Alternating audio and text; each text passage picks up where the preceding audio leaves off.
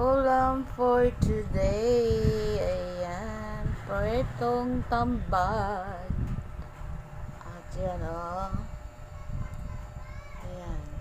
At mayroon pa tayong kamatis, tapos lagyan natin ang tuyo. Sausawan sa pritong tamban. Ayan, masarap yan guys, lalo pag may kalamansi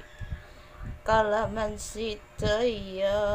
Ayan ang ating ulam for today's video. Hindi na natin pinakita pagluto, kaya init, pawis na ako guys. Ayan,